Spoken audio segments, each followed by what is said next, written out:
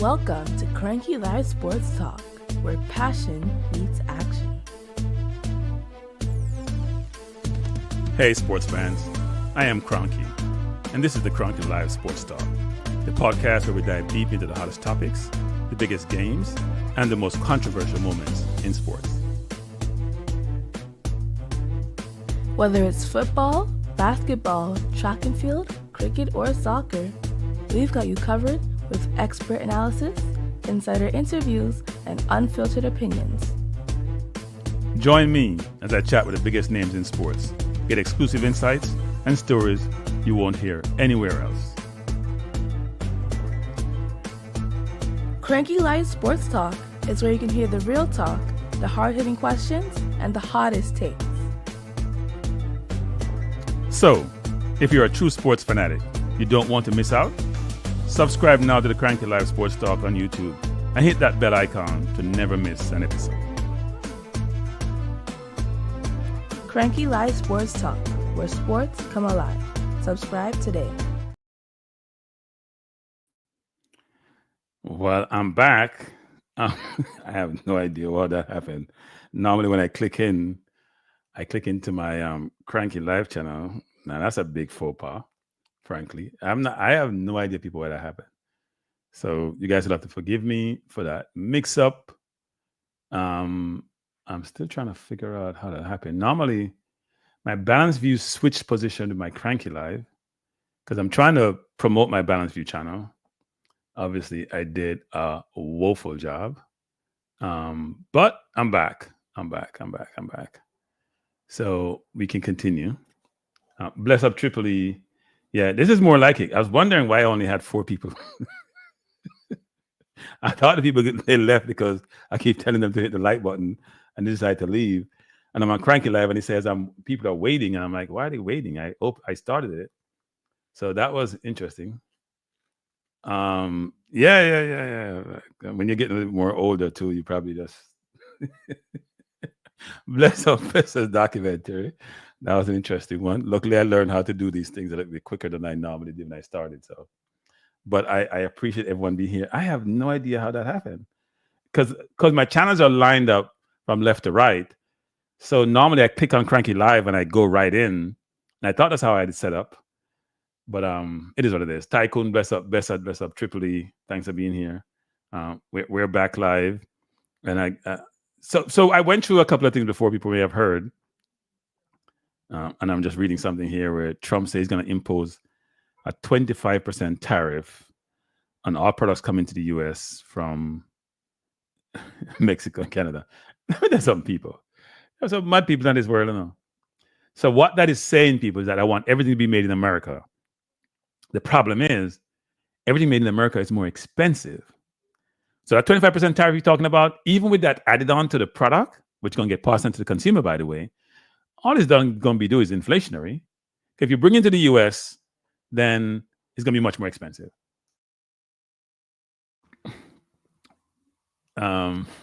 Tripoli said, you're not trying to get old like me. Hey, Tripoli, I hate to tell you this, but if you're lucky enough to get here, you're going to get old. It's inevitable. Just say that it's inevitable. Hit the like button, everyone, when you come in. Just hit the like button when you come in. 25% tariff. And go add additional 10% on product coming from China. So I know there's a protectionist and isolationist concept for the U.S. going forward. The world doesn't work like that anymore. Trust me. You think about it, people. So you have a product. So you have some milk, and the milk is $10, and you add 25%. So the milk is going to be $12.50, and you're going to sell it someplace. You think the retailer who's selling it, or the wholesaler, the intermediary, is going to take that cost, or they're going to pass it on to the consumer, especially for the product that's needed. People need to understand those concepts. So he may be going to his base, and his base may feel great, but they're the one going to be feeling the pinch. So we'll see what happens. Let him do all that nonsense. As if America doesn't export anything. Because America export cars, export a lot of products. So all the people are going to do is reciprocate. Now, if you're China, you're probably concerned because you have much more manufacturing product. But the U.S. exports services, it exports products, and all someone will do is replicate and say, you know what? You're charging me more. I'm going to charge you more on your products. And if you're the bigger importer, then you're going to feel the pain more. It depends on the nature of the product. So it's interesting. Bless up Chris Smith.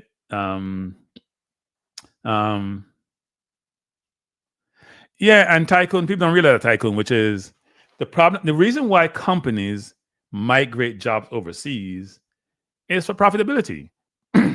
A product in the US which costs $100 to make may cost $25 in China. If you add on all the custom duties, the intermediary fee, it may require to be $50. It's still half the price, right? If you look at cars done in China nowadays, and America will lose some of its ability to export stuff, right? Especially when the currency is strong, because they're making a lot of EV cars in China, for example, which may have similar quality to American cars, like the Teslas, but which actually are just as good and maybe half the price. So that's hard to compete with, right? Now, China has been doing some of these things for years in terms of restricting the ability for competition to come into the country. So what companies are doing, here's what's going to happen, which may work in some respects. If you're a car manufacturer, for example, and you see the law with Japanese car companies, they'll build the car factory in the US, right? And then the question is what parts you use to make that product, because the parts may also be subject to taxation or to tariffs. So it's going to be interesting. It's a circular thing, people. We'll see how it works out. I'm sure they have done their own studies to figure out whether or not tariffs actually work and who's been disadvantaged. But the US have benefited significantly from lower prices that it gets from product it imports. So, putting all those tariffs on those products is just not going to be the best. I don't think it's going to be the best thing to do, but we'll see what happens. I can see certain specialized products, like semiconductors and all that. But when you're trying to do it across the board, I think we're all going to pay more. Now, I was saying this when I was out in Missouri. I could understand why people voted for Trump. It was just so obvious. I mean, Jesus. It's so obvious, people. And I think sometimes when you're in the East Coast or the West Coast, or you're in certain states, and I'm going to call them more developed states, more privileged states, even though it's one US, you don't have a good insight into what's happening across the rest of the world, the rest of the country, I should say. And you go to those environments and you're just like, wow, is that how things really are? So yeah, bless up, Ricardo. Thanks for joining. So it's going to be interesting going forward, people, as to what the response is going to be from the countries. Mexico makes a lot of US product, actually, especially for cars. Or they'll do the initial build out and then maybe send it here to be finished. And proximity is key for some of these countries because you just go right across the US, the Mexican border. You don't have to go inside all the way from China. There's a better relationship between China and Mexico, except for the immigration issue. So we'll see that work out. But it's when these things pop up, people, I talk about them. I have a top 5 today, but I'm going to go through some of the things I want to talk about. I just mentioned my thing about my family member, where the teacher is talking about. She, I can't believe this, because she's shy. She was doing a presentation. She won't get. I'm going to use Jamaican language. She not get no man because she have done her research. If you're shy, like we have a teacher in a university saying this to a student in front of a class. I'm gonna have a conversation with somebody, but it ain't gonna be now. That the class finish first. Once you have a grade, me have a conversation with somebody about that. Me I call the school. Me just can't wait if you're done. Me call the school. That is utterly. I just spoke to my family member a while ago. We're having a conversation. How you did? How was the grade in the class? I'm like, I did. Oh, the teacher said, "What are you talking about? Which teacher does that? When? Where? Why? How? Why is the teacher even teaching in a college environment? Why are they teaching? They shouldn't be there." I am so perturbed about that. But I'm gonna wait till the semester is done, and then we're gonna have the conversation. I'm gonna call the college. I'm gonna touch out like the president too. I don't say Jamaica in Angoso, because that's inappropriate.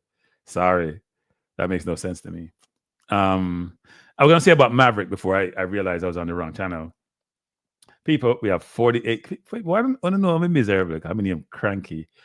I'm gonna be trying to be very nice going forward. I'm not gonna use I was called Putin by some people. All these names suggest I'm a dictator and all that, and people weren't receptive to the way I communicate about the need for you to hit the like button so others can watch my channel. So I'm gonna try to be nice. I'm gonna see if that works. Bless up, Claudine. Thanks, Claudine. Same to you and your family. And my house is filling up here for Thanksgiving. It's going to be a great time. I actually tell my family, you can see how I think actually, which is we're going to have a wrap-off competition. So each person in the family, how much of us are here? 5, 6, has to write a song you DJ, you sing, you rap. My niece can sing. My niece is here because she can sing. So it may not be a competition. She may just destroy all of us if she can write hers. But either you rap, sing, or DJ, whatever it is, I'm going to do it for Thanksgiving. We have a competition. We do this competition thing sometimes, right? Last time we had a comedy show. My 2 nephews suck. Let me just say that loud. They were horrible. I have another nephew just joined me, so we'll see how that works out. But we were laughing at them, not with them, the last time. But it's a lot of fun, people. I'm telling you, we have a great time at Thanksgiving. So hopefully we have as much fun this year. We're trying to be creative about what we do. So bless up Brian Burke. It should be fun. But I'm gonna have to work on my song that you know what? Whatever thing I write, I'm gonna bring it to this forum and try to put some music to it. I don't know, some like try things. I gave up on that thing about since it's Thanksgiving, we're giving thanks, we're happy. And I'm gonna say this too, but I'm gonna be here. Actually, I'm doing a show on Wednesday. And by the way, I'm supposed to have a special guest on Wednesday. So hopefully the person turn up. Should be a very good conversation. You should actually all come and watch this show. I won't say who the person is because I have to confirm up to that same day for the person because, things come up. Person told me they were very busy. A lot of things are happening, but they would try to make it on Wednesday. So when Wednesday come, if they turn up, you should join because it should be good. It should be good. As I come in, cranky start with the did you press the button, Claudine? Tycoon said Elon Musk is a virus to the world. Open your eyes. No, Elon Musk is the president. He bought the presidency. Didn't he spend how much $1 million in Pennsylvania to get votes? Elon Musk is the president. Here's what people are realizing in life. Boy, I have so much thing to talk about before we go into the real topics. Here's what I'm realizing, people. Come on, people. Hit the like button. Let me just this way. Could you please hit the like button? We have about 57 people. I'm going to try to be not who I am, right? I'm going to try to be, I have a persona, which I do not possess because I'm not shy. I've never been shy. I don't want. That's not true. I am very shy until I get in a public environment. That may sound contradictory, but anyway. So let me do this, people. We have 30 people who have hit the like button. We have 57 people. You know how low I'm talking, people? Because I don't want to offend anybody. We have up to 60 and 31. Could you please hit the like button, please? Please? Pretty please? This is killing me. I got to revert back to who I am. He's a president or first lady. He's a Ron Mellon. Yeah. You know, the people understand. I don't think Trump and Mellon get along, since she stayed out of the whole everything. She doesn't want to deal with him. I'm offending Claudine. Yeah, I know. Claudine, let me answer the like button. I don't know why. Claudine doesn't like to be liked. I like to be liked, people. So please hit the like button. So I was going to mention something, which is I heard Maverick talking about the fact that, we have election in Jamaica next year. And that, everybody's going out talking about things. Some are promising what they're going to do, and some are going to talk about maybe what they've done. And what Maverick basically said, which I totally agree with, and this is very perceptive, which is this. If you have been the incumbent, for 8 years, you should not come to the people talking about what you're going to do and making promises. You know why? Because you had 8 years to fulfill whatever promises you made before. Even if these are new promises, you should be extolling the virtues of your accomplishment, not making promises. Right? So I totally agree with Maverick. If you're the PMP, if you're Brogard, there is no way you should be coming talking about I promise to do improve the economy. And then here's a problem that Brogard has, that any incumbent has across the world. COVID give it, and COVID take it away. Let me put that. COVID give it, and it takes away. Part of the reason why Biden or Kamala lost the election was because of COVID. I don't think it was the main reason, but it was a key reason. But people would say it's the main reason. And there were 3 reasons from the U.S. 3 main reasons. One was the economy, which COVID destroyed, and it takes a while. I always say it's 5 to 6 years to get back to normal. Still not back to normal. Prices are ridiculous, people. I'm going to digress a lot when I talk about this before I get into the main topic. I was driving from. I'm all over the place, people, but just bear with me. I'm gonna come back to the whole thing about what your selection was. There's so much thoughts going through my head. I was driving from. I went to the game in St. Louis. Fun time. We get to be, smashed. But hey, it was good being there. I rented a car I drove from here to Atlanta, right? It was about 13 hours. And normally I can't see the drive that well at night nowadays, so I stopped, right? Drove there, then rented a car from Atlanta to go to St. Louis. It was an Audi Q7 2024, had about 27,000 miles. So, 2024, 27,000 miles, people are driving. So they're renting the car. I think it's by Toro, right? Really nice car. Drove really well. So I drove to St. Louis, really enjoyed the ride, and I drove back 9 hours, and it wasn't taxing. Tell you, easy ride, and I drove straight. But when I'm driving my own vehicle from Atlanta to New York, I wanted to sleep the entire way. I was dying on the highway. It was the most difficult drive ever. And I said to myself, I may have to start flying more to Georgia because I got to go to Georgia. I have family there. I gotta start flying people more, which I hate to do, but I can't take the 13-hour drive anymore. It's beyond me now. It's time. The whole drive to come to here and I stopped, by the way, and it was still difficult. I was yawning the entire trip. I was tired the entire trip. I found it difficult, and I was like, I can't do this anymore. Now, I don't think it was my vehicle because my vehicle run well, but it's an SUV. It doesn't handle as well because it's one of those big SUVs, and I probably need to I probably will change my car next year and try it one more time. But if it doesn't work, I'm gonna give it up and start flying. So maybe I need to talk to Dr. Dan about that actually. But the point I'm making this whole conversation, it's about inflation. So it's a very long way to come back to inflation. I stopped at the Golden Cross in Durham, North Carolina. They're not gonna like me saying this. And I bought we shopped, right? I think I spent about $100 buying food. There's only 3 of us. But a plate of curry goat, a regular dinner people, was $26. A plate of oxtail was $33. Now, some people may say, Cranky, you're cheap. That's not worth my money. This ain't dinner in Manhattan, people. $26 for a plate of curry goat, $32 for a plate of oxtail. My mouth is not closed yet. I'm still having my mouth open. We bought it because we were hungry. I wasn't eating it because I don't eat meat, right? I had some side orders. But I said, then if people who are challenge making, so they might make $56,000 a year, and then I have to go pay that much money for some food. Them can't eat out, and even the raw material you buy is expensive. So now you understand that the economy, and if you're in St. Louis like I was and driving around St. Louis trying to get to another place, you understand it's a challenging environment. Like seriously, people, it's tough on people. So the economy is a big issue, immigration is a big issue, and the persuasion is a big issue. People who are Caucasians are thinking that they're losing their country to do this whole concept of diversity, and they want their country back, especially Caucasian men. It's a fact. No, I had less concern about the $33 the oxtail. I'm on the 26 for the curry goat. Coming, and why not I go there? That goat, it must have some goat tonight. Because when I buy food in Brooklyn, it ain't no $26 for no. This is North Carolina, people. This ain't like Brooklyn where it's New York and it's expensive between, labor costs and all that. This is North Carolina. $26 for a plate of curry goat.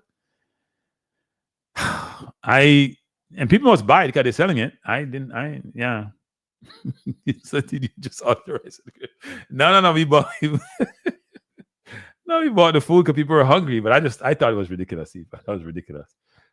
Claudia said, I give it to him Cranky rather. I get a big man on Cranky in the same week and day and even. Yeah, Claudia. No, I mean the point he was making, fish price that. Yeah. Some big snapper or whatever it is. It's a regular restaurant. It's not like it's a restaurant, sit-down restaurant where you go a nice dinner with you and your significant other or your family, where so you'll pay for the ambience and all that. That wasn't it. So I don't know what that was about. No, but the whole point, see how I make a whole circle come back to the Maverick situation, where Maverick is talking about if you are the incumbent, and by the way, incumbent across the industrialized world, I'm not going to say the third world or the developing countries, because people beat me when I said third world. The term said there's no competition in North Carolina. I think they have about 2 or 3 Golden Cross, but they're probably spread out. Oxtail and rice is around $15. Yeah. BM. Me not understand BM. Me not understand. BM don't make no sense. Maybe the neighborhood as a, because people, what we do, when the neighborhood is a different persuasion, the price double, It's like when I used to go to Italy and travel, and people are buying glasses and buy some stuff for the African name, and I'm up here $30. Me now pay more than $10. I'm still getting it for $10. Because even $10, it's cheap. Kind of probably $5 to make it for. But anyway, it's really interesting, people, what Maverick was saying, which is if you're the incumbent and across the industrialized world, the other Western democracies, if you think about Germany or France or England or Holland, all those countries where the far right or incumbents have been pushed out of power, the far right have taken over, or in some countries where incumbents are pushed out of power, it's still a COVID effect from that. Now, if you're Russia and China, you're not going anywhere because you're a dictator. But a lot of these democracies, like you see, the Tories got destroyed in England, they have been pushed out of power because people are not happy with their financial situation, or they have other things which bother them, right? Other things which bother them. So I always say the bro God. I think, no, Maverick has said the bro God, because Maverick said it already. I can't repeat what Maverick said in terms of take credit for it. That don't go talk to people about promises. Because promises are comfort to a fool. And you'd be a double fool if a person is in power for 8 years and making you promises versus telling you what they've accomplished in that time period. Because a lot of time that's not people. JLP is in power for a long time, Now, the reason why JLP is in power for this long is because the PMP don't have the act together. Now, I don't have any side in this situation here. I don't support any political party. I know some people are staunch green and what do you call it? Orange or red, whatever it is. I don't even know what the colors are. All right? But if that's the case, PMP can make promises because that's what politicians do. But if you're an incumbent, you can't be making promises, people. Not acceptable. Yeah, Kevin, that's price gouging. By the way, Kevin said people that what kind of language that Kevin? That Trinidad is going to go into World Cup and Jamaica is not. I think that's interesting. Yeah, but why would anybody accept those promises, Brian Burke? Because he has been in power. They've been in power for 8 years. Tell me what you've accomplished. So you've done a lot of infrastructure project. Are people's lives better? That's the question. Is my life better than it was before? Over the 8 years, and you're talking to the working class, And I don't even like that term of working class, because like when you use a term like rich people don't work, or real poor people don't work, or middle class don't work. You're talking to the people who are not rich, basically, because the rich ones, it doesn't really matter. The people who are not rich, that's basically what it is, and trying to inform them as to why they should vote for you. In terms of TNT, why are you so confident, determined? I'd be curious about that. Those half spaces, because there are six guaranteed slots and 2 half slots possibly. It's going to be tough. Costa Rica, Jamaica, Panama, Honduras. I think those 4 are going to fight for those 3 slots. And everybody else try to fight with our country for the half slots. So it's going to be tough. And if you have slots against a South American team, you're in trouble. Depends on how that works out. Come on, people, hit the like button, please.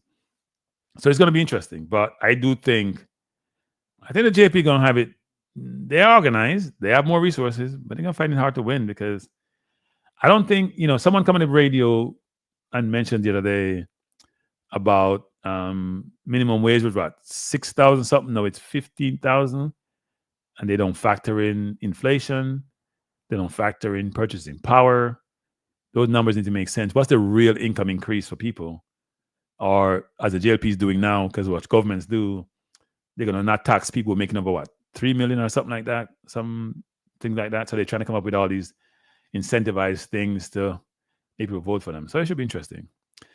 Before the game, after the game, during the game, he's saying, Cranky Live, my friend, this is not dinner in Manhattan. You didn't know where you were in Durham. By the way, you were in the Bull City where you can attend the theater just like Manhattan.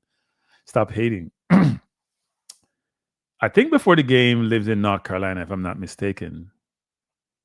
I'll just say it's Bush. It's Bush. That's all I'll say about North Carolina. It's Bush. What about Bush? It's not New York. And for a Hawk State, for a curry go to cost more in North Carolina than probably any place in New York, it cannot be acceptable. It cannot be acceptable. I'm sorry. North Carolina. And we can go to people.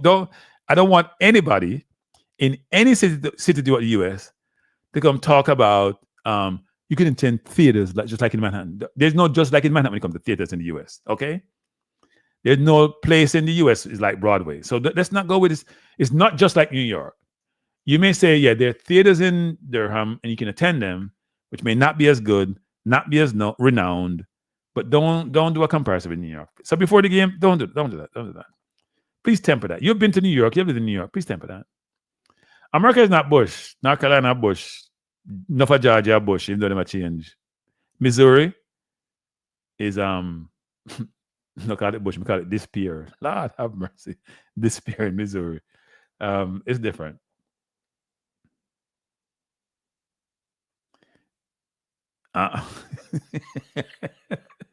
What you before the game? I totally disagree with that. $26 is $26 in America. $26 in Jamaica is it's not even $3. It's not even $3. $26 in Jamaica. $3 in Jamaica. $3 US in Jamaica is what? $400 something dollars. How much is in Trinidadian dollars? It's about 8 times, right? I should stop crying. I don't cry. I express perspective. It's not crying. So what they're saying is that Trump, let me read this. People, I know you come to watch a sports show, but you know on this channel we are very versatile in the topics that we address. So please forgive me. I'm going to read this article, the first page. President Trump said on Monday will issue executive orders imposing new tariffs on all imported goods from China, Mexico, and Canada, the nation's three largest trading partners. Trump said the tariffs of 25% on Mexico and Canada would be aimed at halting an invasion of drugs and migrants in the U.S. So what should people impose on the U.S. for guns being exported to Latin America and the Caribbean? Why is the Caribbean imposing something on the U.S.? Because I read an article today which basically says, I think in the last, 8 to 10 years, the amount of guns exported to those regions is 3 times what it was before. And the type of guns are like AK, AR, what do you call them? Those machine guns. So shouldn't the Caribbean then imposing some kind of thing on the U.S. for what they're doing, having guns to the country? Why don't we address that?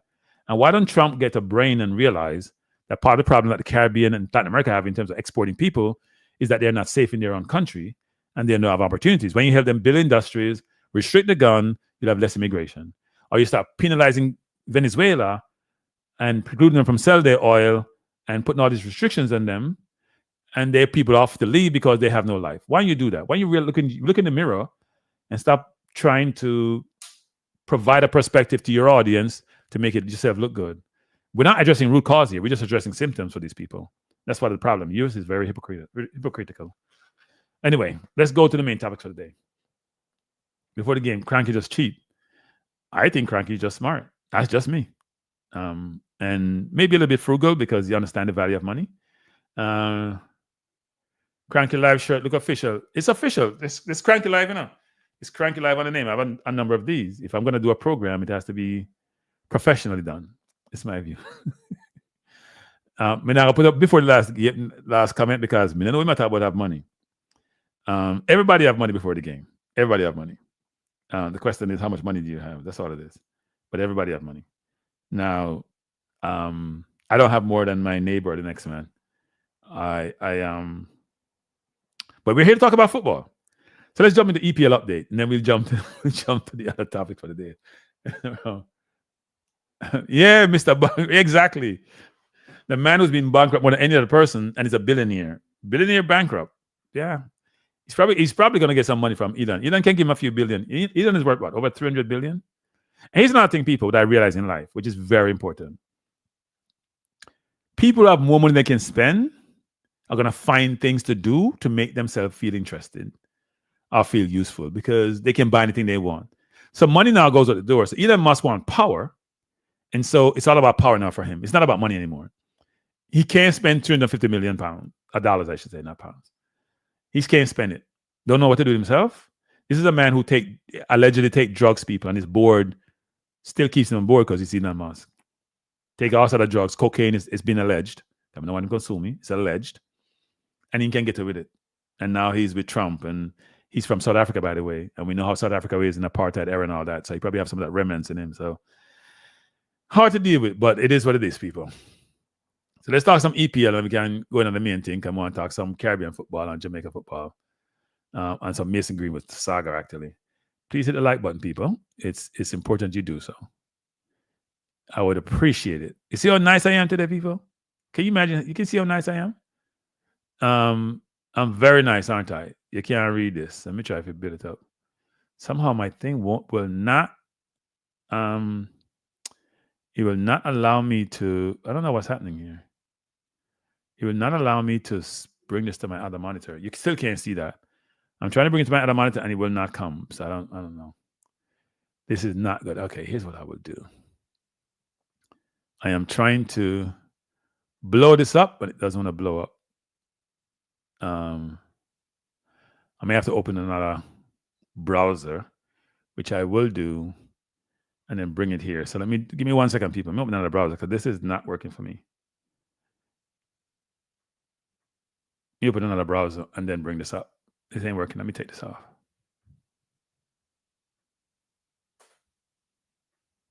Let's stop this. It's not working. I'm going to bring up another browser, but I want to talk about some of the EPL games. I thought they were very interesting this weekend. So we'll do EPL. We'll then do Mason Greenwood, and then we'll do the whole Caribbean lack of producing world-class footballers, because I don't know why that's the case actually. So let's try this again.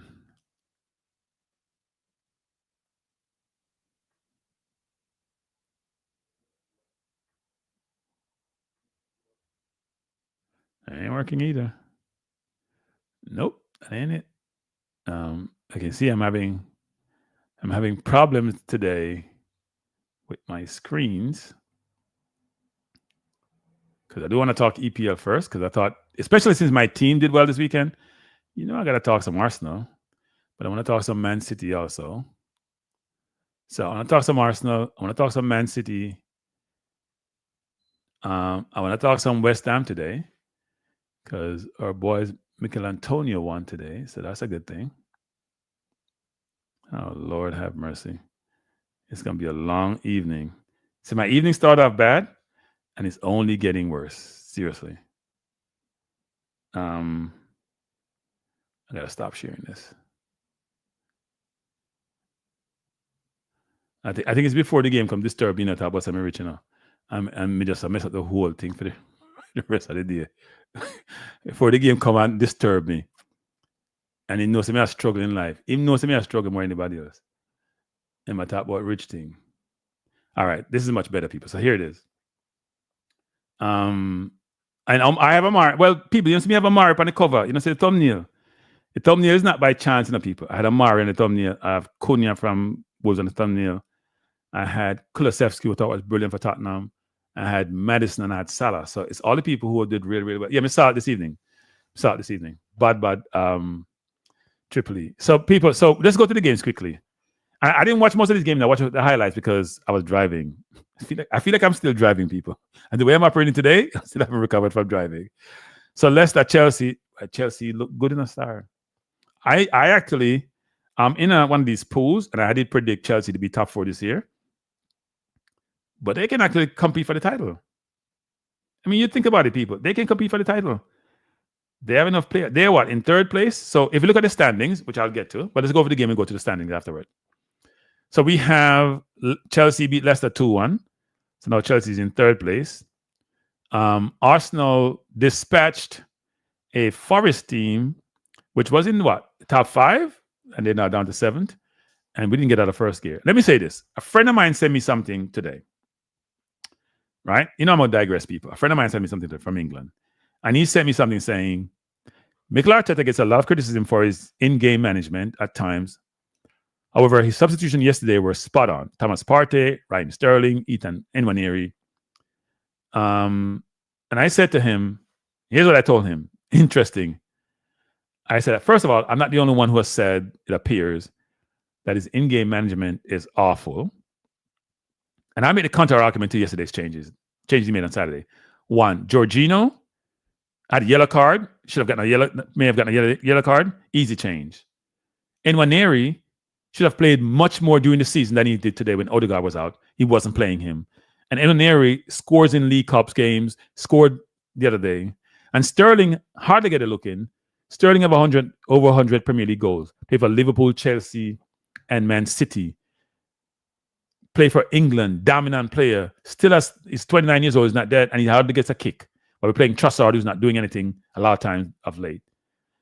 So I said, don't tell me about Arteta and how great his changes were, because his in-game management sucks and it ain't changing. I want to hear that. But anyway, let's keep going. But Arsenal won, which is good. I think Arsenal will challenge for the title, even though Arsenal is what? 9 points off Liverpool. Liverpool will have a blip at some point. I think Arsenal getting all their players fit are going to challenge. Third, Crystal Palace Villa. Crystal Palace is struggling. I mean, I'm sorry, not Crystal Palace. Aston Villa. I know what's happened to Emery. They're going off the ball a little bit. But it's interesting that they draw with Crystal Palace, who are doing better now, actually. They started the season really poorly. They're doing better, except Nketiah cannot score a goal. Brighton in 5th place. Same points as us and Chelsea. And doing really, really well. Beat Bournemouth 2-1. A Bournemouth team that beat Man City the week before. And also have beaten us this season. Probably the most convincing beating we have got, even though we did have 10 men. So that does says a lot. Everton, Brentford, not to talk about. Wolves 4-0 about Fulham. I think Wolves has been the most unlucky team. And I think Cunha is going to get a big move to a big club. I think he's a very, very good forward. Has all the attributes. Physical, skillful, quick, good in the air. He's a complete forward. Everybody's talking about, what's his name? Goyacek from whatever his name is, from Sporting Lisbon. I know I'm messing his name up. But I think Cunha is a good forward. He's going to play for a bigger team. Really good forward. And he's showing it, actually. And he played well and Wolves won. Man City Tottenham. Now, I had a chance to watch a lot of this game. I said this I did I think I talked about this. I'm not sure where I talked about this, actually, but I think that game should have been 7-7 in terms of score. It's one of the few games I've seen where the score doesn't reflect the run of play. So Tottenham may get excited, and they were missing their 2 main center halves, but they were leaking at the back. Haaland should have scored a hat-trick. Foden should have scored. Silva should. Everybody. They could have scored a ton of goals. But it does say City is vulnerable, and I see Werner running past Kyle Walker, which is not normal. So Walker may be slowing down. He's in his 30s now, and when you pass that big 3-0, things get a little bit more difficult. So that was interesting. And then Liverpool squeaked by Southampton. I think Southampton got unlucky. They were leading 2-1 for a good portion of the game, but then Salah does what Salah does. And then Ipswich draw with Man U, and we saw the what do you call him now? Heritage player. Hutchinson scored a really, really good goal. And he's looked good. He looks like he belongs in the Premier League. And of all the players we have playing across the globe, that kid looked better than all of them. At the level he's playing, he looked better than Antonio.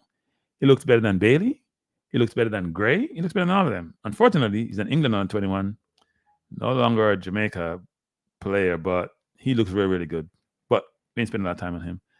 And then we have today's game between Newcastle and West Ham, where Newcastle probably had more possession, but West Ham, which is the team that run the most, second most in the Premier League, they come good. They come good, which is good. It was like he was going for a corner, BM. So I'm not gonna call it luck. He was going for a corner. So it's a good look for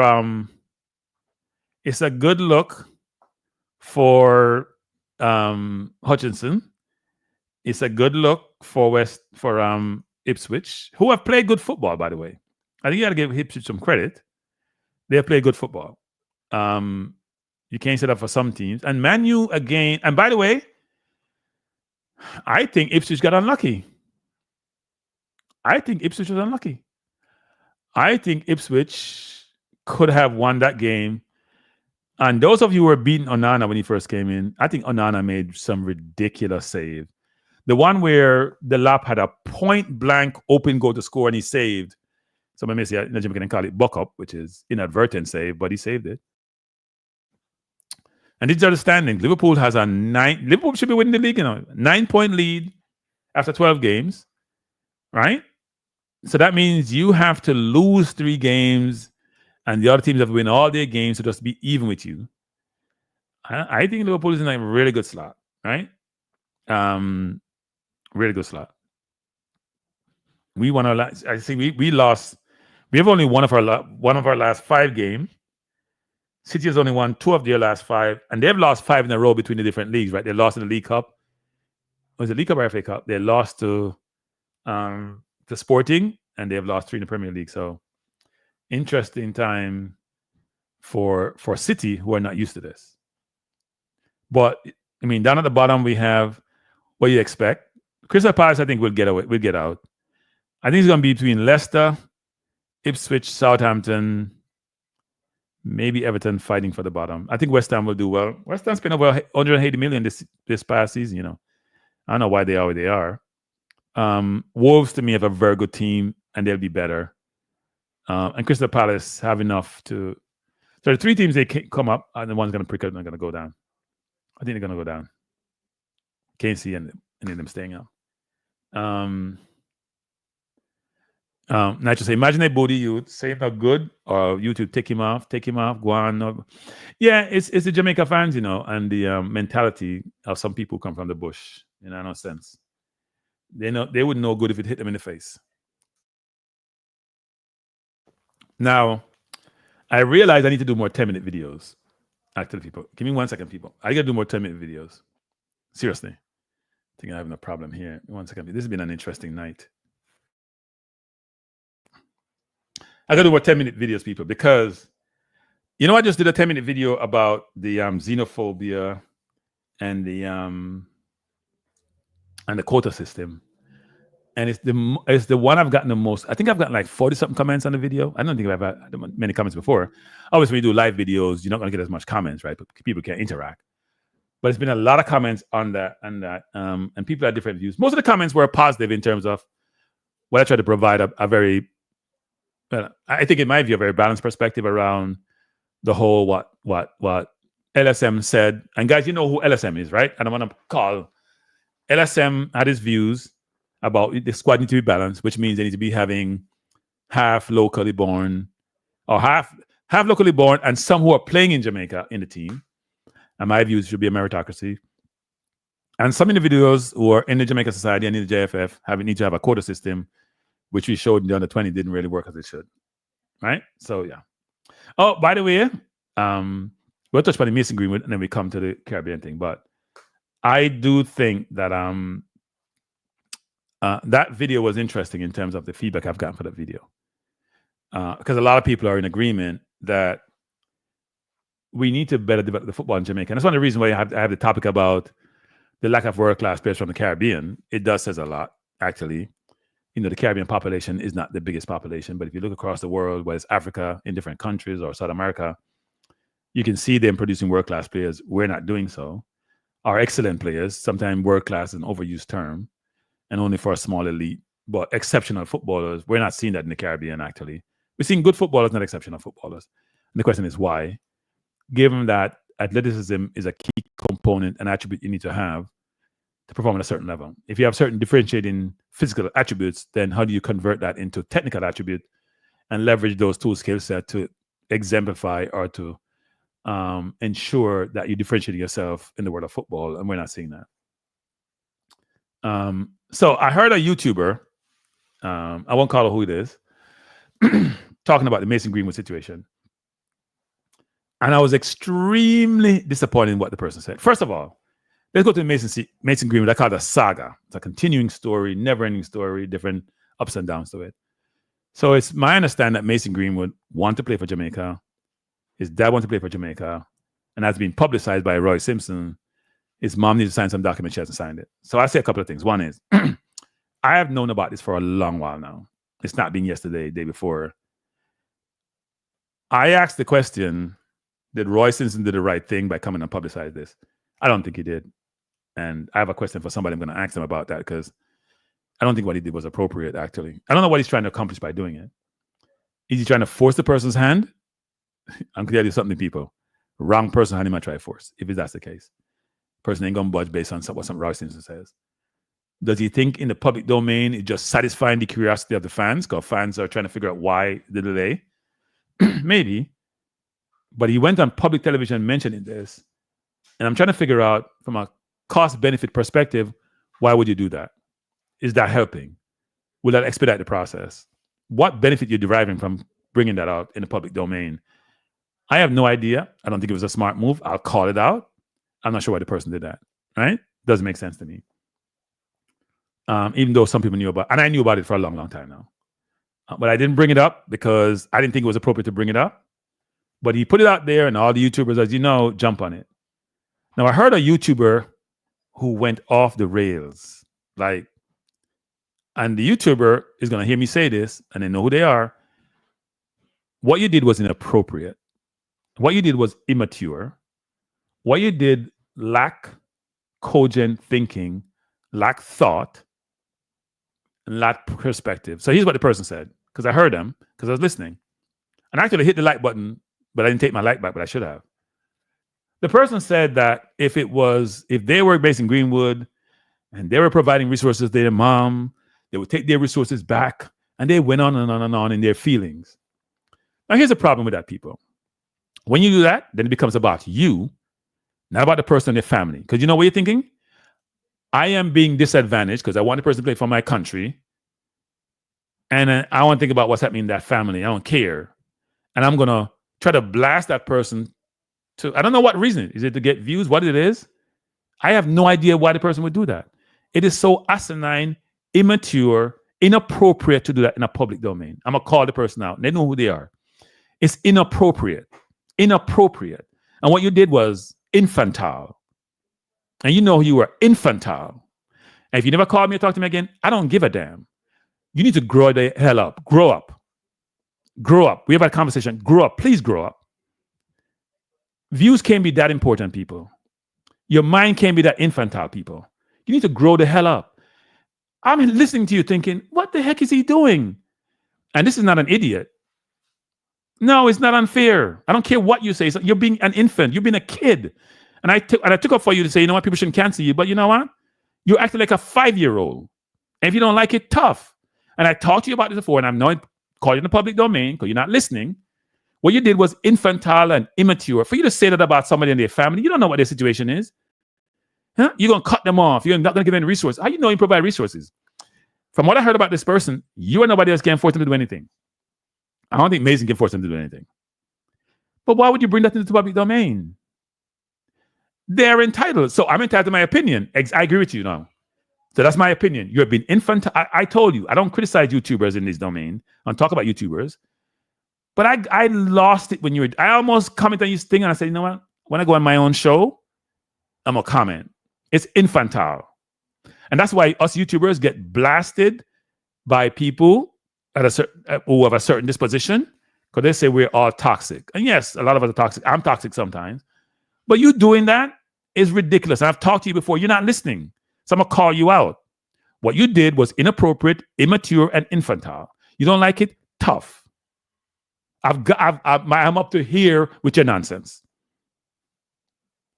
You go look at what you just said because that's what you said.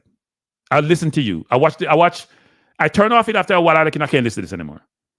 Be a grown-up. You're smart. Actually, you're not dumb enough. You're smart. But you don't have to go to this extreme. You do so with your thumbnail. I've talked to you about it, and you're not doing it with what you say. And it's not okay. So I just like I call out Maverick and some things, I'm going to call you out. You can go on your channel and blast me. I don't care. I don't care. But I've told you, I knew about this thing for a long time now. I knew about the situation with the mom. I knew about the situation about not signing the papers. I knew about it. I didn't bring it up on the channel. Because you know what? I'm like, let it play out. I don't have to clip anything and send it to you. It's your channel. You said it. You said it. I don't have to clip anything and send it to you. You send it. So you know what you said. Go look at it, people.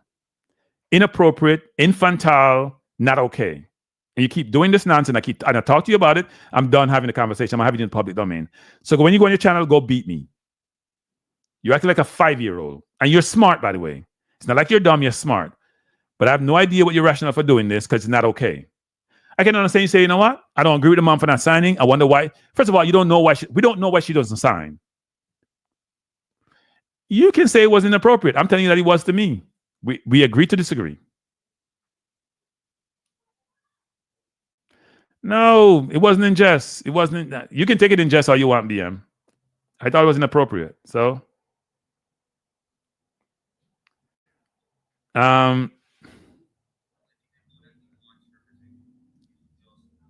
know what I'm gonna do? I said we can't find it. I said we can't find the people. So some man said we play. People say I just. I don't think it was okay. I gotta go find it. I'm gonna find it. It was sent to me, and I actually watched it at a point in time and I turned it off. So let's go. Let me see if we can find it because I'm supposed to be the bad person here, and I'm supposed to not saying the right thing, and I'm being inappropriate. I'm gonna try to find it, people. I'm gonna try to find it. I didn't want to hear the context. There's no context you can provide. I'm sorry. There ain't no context. There ain't no context. Sorry. Give me a second, people. There's no context.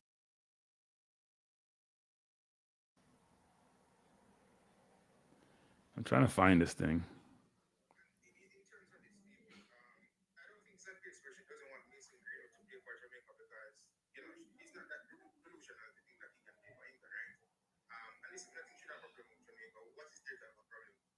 I'm gonna try to find the exact section you talked about this. I don't care what you say. I don't need, but what context are you gonna provide when you say that? Once you said it's done left the station. Anyway, I'm not gonna focus on it. I'm not even gonna play it. I'm gonna move on, people. Let me just say this to you and everybody else in the YouTube land who cover Jamaica football. There's nothing wrong with criticizing people. There's nothing wrong with criticizing people. There's nothing wrong to have thumbnail which catch people's attention. But you have a responsibility in a forum where you may have some influence to be responsible. That's all I'm saying. And yes, I get probably emotive sometimes about some of these things because if we have had conversation in private sometimes or in public and you still go and do some of the same things, you say, yeah, I understand, I agree with you, but you always say you agree to disagree. So fine, we agree to disagree. So I'm gonna call you out. If you don't like it and you want to disallow the relationship and do what you do, then that's fine. But you have if you an influence on who, whatever. If you are in YouTube space, you have influence. You may not think you do, but you have influence. Because people are listening to you. And they wouldn't listen to you unless you have some kind of influence, right? So no, but I don't want to call out YouTubers because I don't want anybody to call me out. I don't want to call out YouTubers. I don't want to call out anybody. But people go watch a program. Go watch a program. I'm gonna send people views to you. Go watch a program, people, and come back and talk to me. I heard what you said, and I turned you off. I didn't need context after that. Yeah, I didn't need context after that. I was very disappointed, and it shouldn't happen. And that's why we all get a bad name for it. Because you do drop thumbnails sometimes, which I'm like, and even your partner said something the other day, which I was like, does the people hear themselves saying that? Really? If you have a beef with somebody, then the gloves are off. As I say, I go to the basement sometimes. I don't understand people. We gotta do better. Anyway, please hit the like button, people. I'm not looking for a fight, Pressa. I'm not looking for a fight. I don't run from them. I'm not looking for one, but you got to do better. I was very annoyed about that. I think you got to do better. I listen to your program sometime and I hear you and your partner say certain things, and I'm like, I know they're young. I know when I was young, I said stupid things or things which may not resonate well. But you got to understand, before you say something, think about the party and the implications of what you're saying. Right? Think about what you're saying and who you're talking to, because your YouTube thumbnail and what you say go to the world. And you don't control it because YouTube save it on their servers. It's not you. Right? You hear me say the other day that sometimes I said maybe I should not come into space because I may decide to go back to work. The first thing I'm going to look at is my YouTube and said, but I really want to affiliate with this person. They want to be an executive in my company, and this is how they comport themselves in this environment. I have thought about that of late. And that's why I come January 1, I make a decision whether I want to be in the space or not. Some of the things are just not okay. I'm not comfortable. Very uncomfortable. But sometimes you guys say certain things. I'm like, do they think before they speak? Right? Do they think before they speak? Because I know they're young. I know they're smart. I know they understand. But do we just have no filter? Our strainer, them say in Jamaica, we have no strainer. we can't strain what we say. Before I go off on somebody, I think about what I'm going to say now. You hear me go off on Maverick? Because with Maverick, to me, I just take the filter off. I'm like, you know what? Man, give me the nonsense meter. I'm not going to stop beating him. Okay. But I'm not going to say certain things. I'm telling you, people, I don't come here and say these things without me knowing these things. I knew about the Greenwood situation for a while now. I've been in the background giving suggestions about what we should think about to approach the situation. Because when a lady says she's not doing something and she's a strong lady, back off is my philosophy. Back off and use more subtle means to convince them. Because bull force and dopey conqueror thing is not going to work. Trust me. All right? Trust me. You trying to beat your chest and be hard at them, they're only going to get more stringent in their corner. They're not moving. So try different angle, try different subtlety. If that was the challenge, and I didn't agree with Roy Simpson coming down and say that. I've said that, right? I'm not beating Roy, but I'm just saying, I heard him on CVN saying that. I was like, why did he do that? Here's my question to Roy and others when they say this, which is, what have you thought about the cost benefit of doing so? If what you said is going to push her to do so, then all by all means said it. It's going to make her just become much more strident and say, you know what? I'm not signed. You know what? People trying to force me to do this is not happening. Then everybody loses. Kid lose, JFF lose, Jamaica football lose, fans lose, because he's an asset. No, it's no. All right, Pressa. My head hurt me. Pressa, you're young. I was young too, and sometimes I don't want to say foolish. Do things which sometimes may not have been okay. Okay, I'll just say that. But you don't listen, Pressa. I mean, understand true, Pressa. You don't listen. You might have a conversation. You don't listen. So I'm gonna put you up. You don't listen. You're gonna do your own thing, and good luck to you. I hope it all works out well. Right? You don't listen. You guys think you know everything. You're like the typical 20-something years old who believe that they've seen the world and they know everything. You can't tell them anything. And if you like me who are more seasoned or probably old, as you call it, you believe that we don't know anything. Vinny, I'm gonna move on when I feel like moving on. Vinny, don't tell me to move on. I'm gonna move on when I feel like moving on. I have to make a point. I'm gonna keep reiterating the point. It's important that we act responsibly in this world because we have platform. No, because this is human beings and we have platforms. So yeah, it's disturbing. But anyway, let's go to the main topic, people, that I want to talk about. That was the Mason Greenwood saga. It's a real saga. I don't think it's going to happen anytime soon. I am concerned about it. But my understanding, the kid want to play for Jamaica, which is important. And when it happened, if it ever happens, because the mom control all the cards. And no matter what JFF want to say, anybody's want to say, they can't change that. Roy can't change that. JFF can't change that. So let's move on to something else. So let me do that. We're gonna move on to something else, people, because as Vinny said, it ain't going nowhere. I'm beating a dead horse to death. So let me stop beating a dead horse to death. Let me stop beating dead horse to death and pull this up. So I put it in the main topic in the thumbnail, even though I did talk about EPL, was that and you guys can tell me if I'm way off on this. The Caribbean does not produce, in my view, there's a dearth of world-class footballers coming out of the Caribbean, right? You go back through history. I'm going to go back to time, which I'm familiar with. So in the 80s and 90s, this player came out of the Caribbean, but was not produced in the Caribbean. I think John Barnes had a Jamaican, was a Trinidadian father, was in the military, and a Jamaican mother, I think it was, and he moved to England, and he played for a number of teams, including Watford and Liverpool and Newcastle. And John Barnes was a brilliant footballer, world-class footballer in my view. But he wasn't produced in Jamaica, even though he spent his pre-teenage years in Jamaica.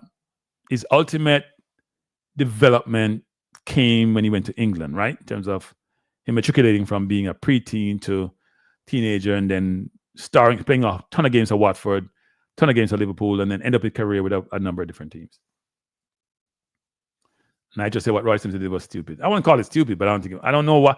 Sometimes people feel the pressure, Nitro, of trying to inform the public about certain things. Yeah. So, yeah, I don't know. But anyway, back to what I'm trying to focus on here, which is I move away from Pressa and focus on this, because Pressa don't agree with me and we agree to disagree. John Barnes is a brilliant footballer. If you remember the 86 World Cup, which many of you probably don't, you probably weren't born then, But in that World Cup, England lost 2-1 to Argentina in the semifinal. Now, this is my view, and I'll never change this view. I think because England was so racist at the time, I'll be frank about this, they didn't want to give the black players the what they were due or play them. And they brought on John Barnes late in that game, right? They didn't start him, which I still scratch my head. So I think before that, wasn't that the same summer or the summer before that John Barnes dribbled from half line against Brazil and scored, and he was like goal of the year, whatever it was, ridiculous goal. And John was at his peak, just mesmerizing people. And they brought him on late in that game, people, losing to Argentina when Maradona scored that hands-off gone goal. This is my view. If England had played John Barnes in that game, they won that game from start. He came on and set up 2 goals. They scored 1 and they missed 1. I think maybe Lineker was missed that 1 goal because Lineker was a fox in the box, was center forward. If they had played John Barnes in that game, there's no doubt in my mind he won that game. He could not be marked then. He was at his zenith, going past people like it's a joke, right? It's a Doku with an end product. A Doku not an end product. So I view it. Or it's a Yamal, even though he's older than Yamal, then Yamal has an end product. But Yamal wasn't mesmerizing at John Barnes. He's just doing this between defenders, just mesmerizing them. The racism killed England that time, right? They didn't have a lot of black players then, but Barnes was one of those players who was mesmerizing. Didn't start him, and yeah.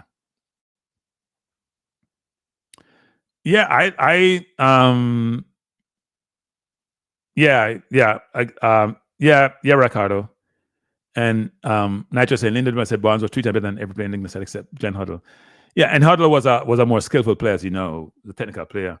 But Barnes was on the bench because England was prejudiced then. They didn't want to give black players their due. Just like here, Germany complaining about how many black players they have in their team, or France complaining about that now because France's team is basically black. That's why they're winning so much, because if it wasn't, I don't think their other persuasions are good enough to get into the level they are. But Barnes was exceptional in that time period, just a difficult cover. And he's been a brilliant footballer. He's born in Jamaica, but the point I'm trying to make is he wasn't developed in Jamaica, right? If you think about players with world-class pedigree, I think Barnes was, but Barnes wasn't developed in Jamaica.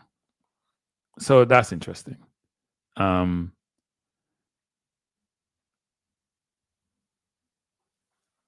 So the point I'm trying to make is that I'm going to show you the list, and it's ugly, people, in terms of lack of world-class footballers who have played who are out of Jamaica. So now let's go to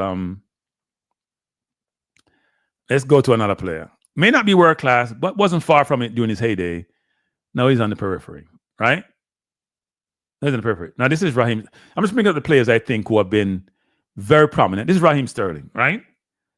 You see me have pictures of him from his Liverpool days, Man City days, and our Arsenal days, even though I know he's like a visitor at Arsenal. He's not really playing that much. But this is Raheem. And Raheem was also born in Jamaica. Went to England, was about 6, I think it is. Developed in England, but still maintained Jamaica roots. He was in Jamaica the other day when he's in the international window, because I know he has homes there, and he's really into Jamaica. And I understand wanted to play for Jamaica at one point, but we didn't want him because he was just supposedly quick and not good technical enough, because we have these brilliant coaches in Jamaica who knows everything about everything, as I keep hearing on their radio station there. And they bring them on with their expertise. And yet they can't develop any footballers there. But anyway, so this is Raheem. So to me, it's John Barnes, Raheem. Now, you may mention other players like Latapi and Sturgeon. No, we're talking about players who played at their highest level, exceptional players, dominant players at some point in the Premier League or in the first division in England. When Barnes played was mainly first division.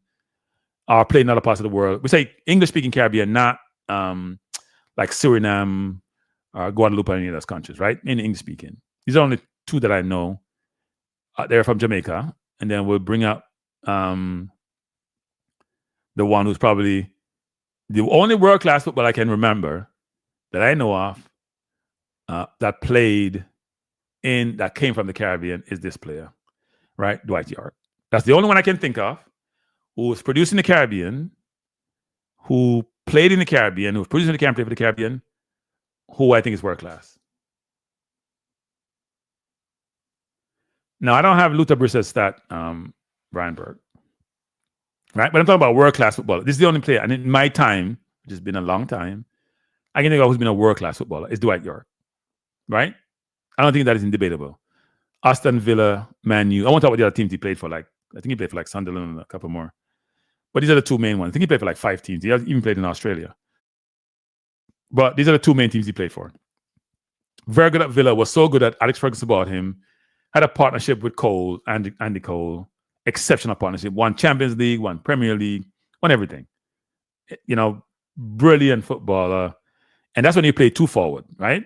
He sort of played off Cole. Cole was a point man. He played behind him. I don't think Lindy De La Pena was world class. That's why I didn't bring Lindy up. I know about Lindy. There's even a player before Lindy. I think there's a player named Owell who went to Scotland, the first black person to play football maybe in England, in the British Isles actually, who was also very, very good. Played in the US back in the early start of the previous century. Lindy was brilliant, played over 300 games, I think it is, but I don't think Lindy was world class. Nobody ever talked about Lindy as world class. This player was. So here's the question for us people. Here's a question for us. Why can't we produce world-class footballers in the Caribbean, English-speaking Caribbean? That's the question that we need to answer tonight. Because it's sad, actually, that we haven't. It's sad that we have only had one cover the Caribbean. Frankly, Jamaica hasn't produced any world-class footballer, as far as I'm concerned. Now, we all hoped, and I said I wasn't going to talk about this player, and even Bailey, who is now playing at the highest level, one could say, yeah, partially produced in Jamaica, but he spent a lot of his time 15, 16 overseas. But you can say he was produced in Jamaica, but he's not world class. Yeah, English-speaking Caribbean, Nitro. I don't want to go to all the other islands because I don't know. I know Haiti has a couple player. I know Guadeloupe has one.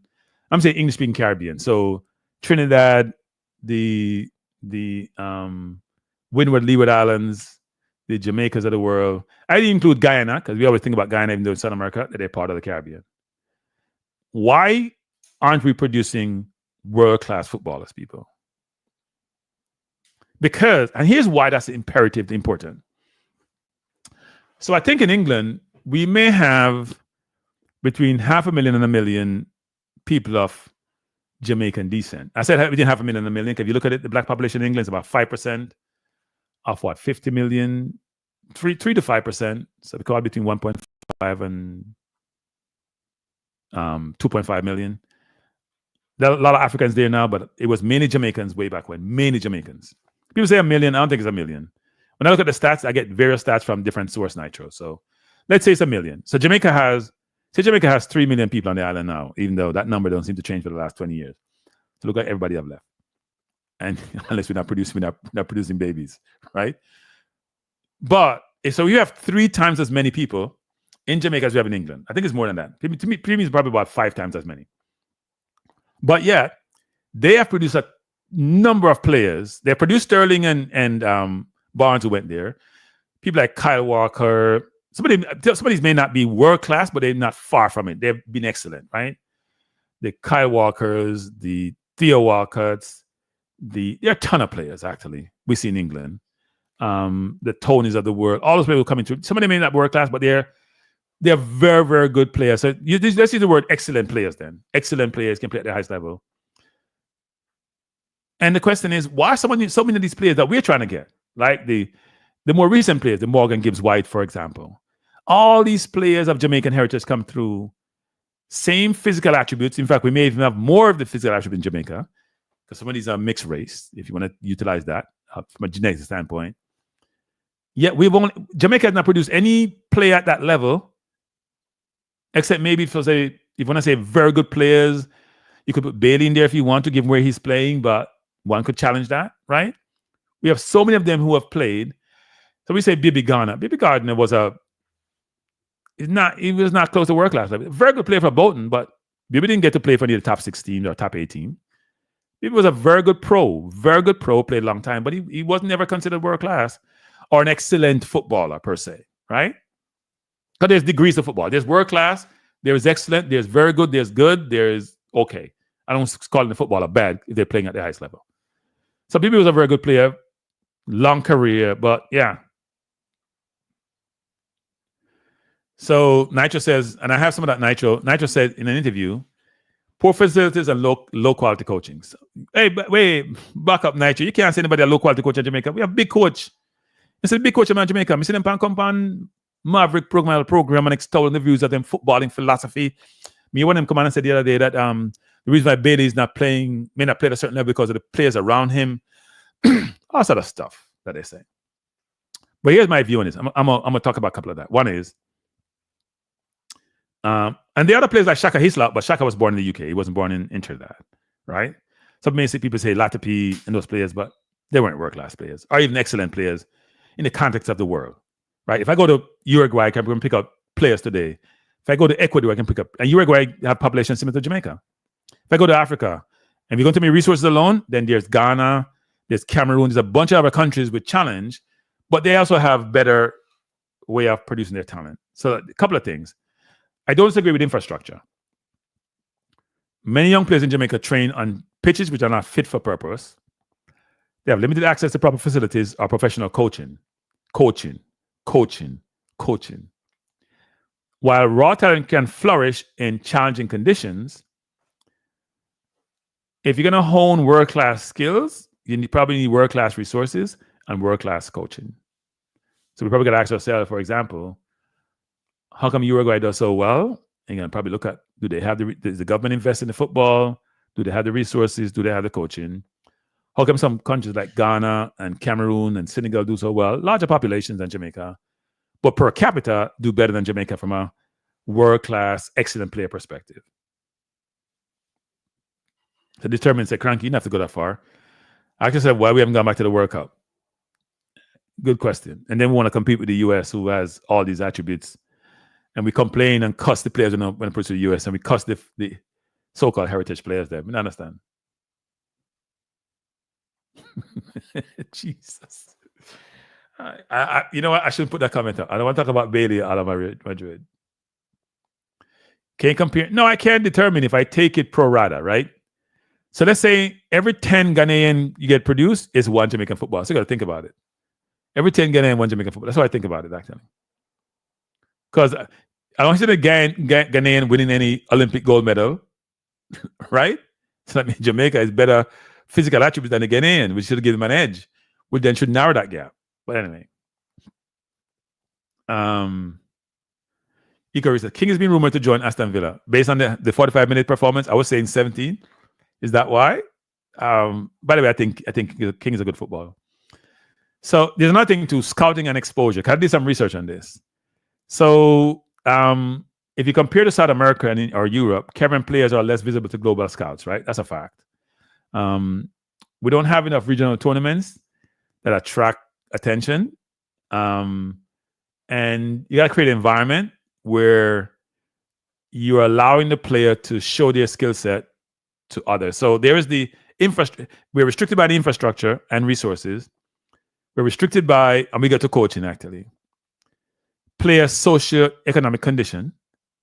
Because most of the players come through difficult circumstances in Jamaica, who do well enough. Difficult circumstances. Because the people who have much more resource and all that, they may not necessarily focus on football. Right?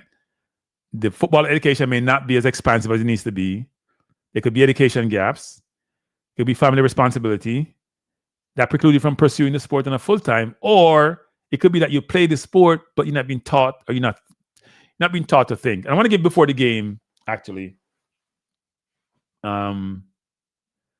So BM said, Uruguay has proper development, good coaches. Jamaica doesn't. You can't plant peas and expect to get apple tree. True. I want to give before the game some credit. So before the game, as I mentioned before, and he and I are going to talk on this channel with this. I mentioned to him that he should come and talk about this. It's an academy. And he and I have been talking about this actually, which is he's very focused on, I got to get some water. People, while I drink some water, please hit the like button. While I replenish my hydration, please hit the like button, please.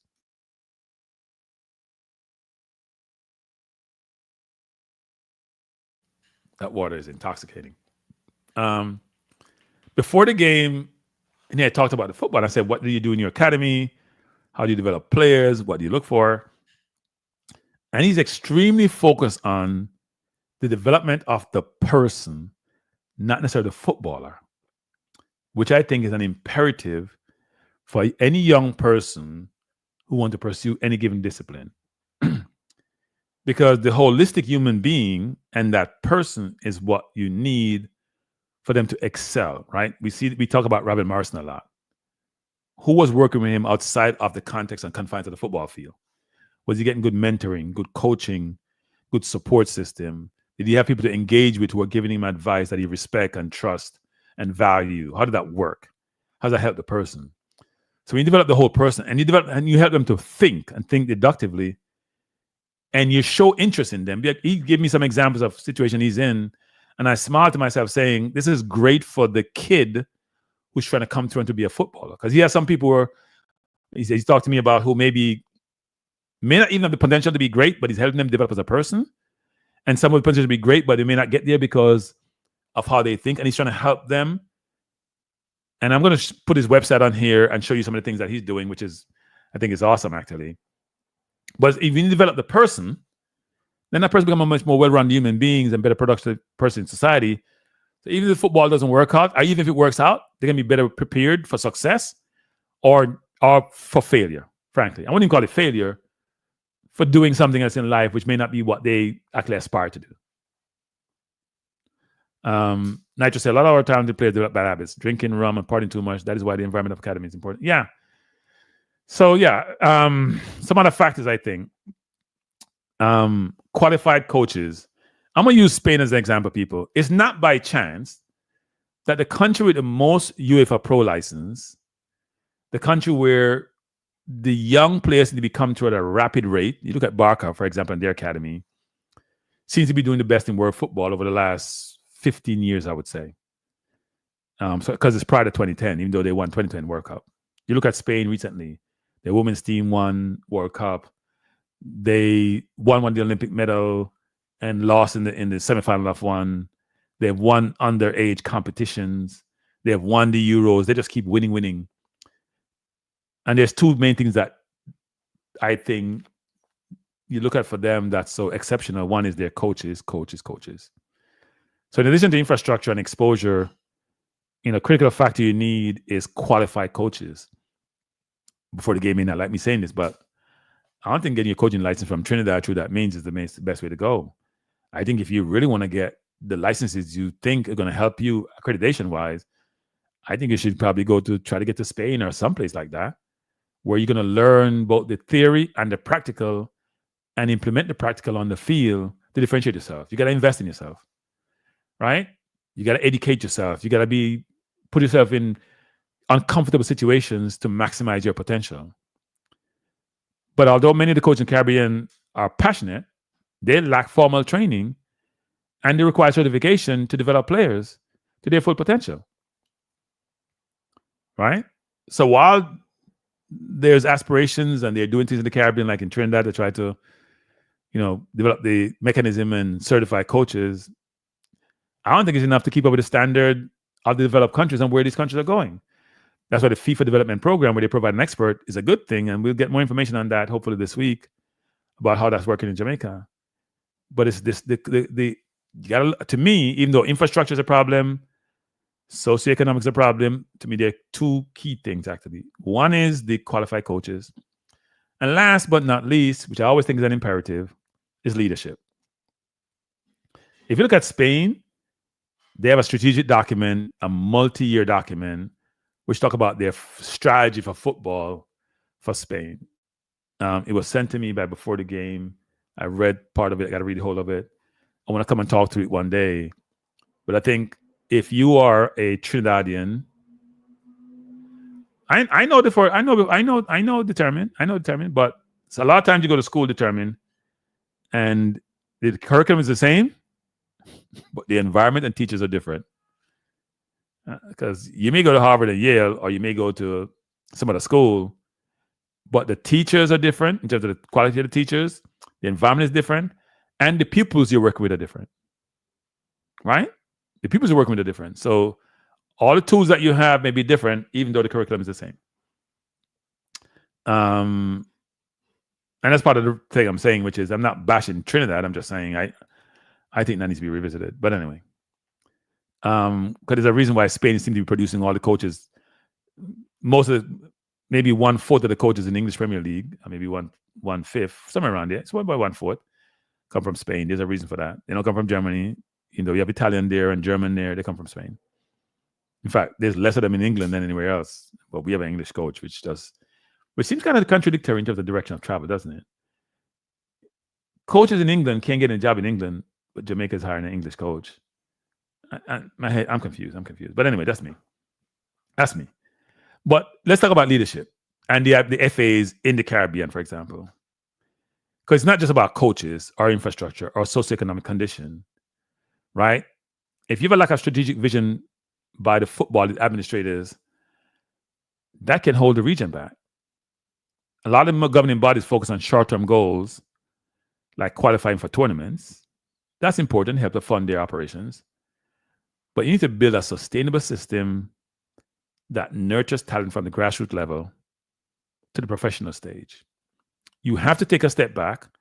You have to blow up what you have, sorry for the term, almost like start over.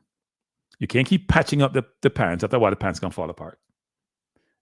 I was in Jamaica. I'm a digress. When I was growing up, these people work as farmers. They used to patch their pants so much. Today it would be in style. Then they were just poor because they couldn't afford another pants. But today it's the style. So things have changed over time. So what worked yesterday doesn't work today.